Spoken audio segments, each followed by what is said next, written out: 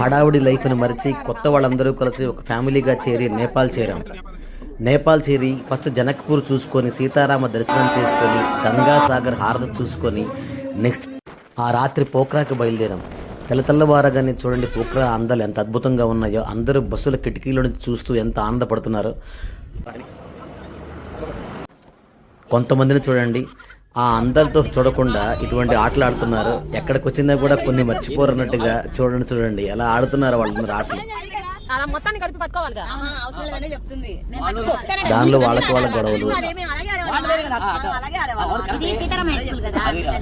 Judgements, అలా ఆడుతూ పాడుతూ పోఖ్రాకి వెళ్ళే దారిలోనే రీఫ్రెష్ అవ్వాలని చెప్పేసి అందరూ ఆగి చక్కగా అక్క బావ చెల్లి తమ్ముడు అన్న వదిన వదిన వదిన అనుకుంటూ కొత్త వాళ్ళందరూ కూడా కలిసిమెలిసి చక్కగా అక్కడ వండుకున్నటువంటి కట్ పొంగల్ తిని సూర్య నమస్కారం చేసుకొని ప్రశాంతంగా అందరం పోఖ్రాకి బయలుదేరాం.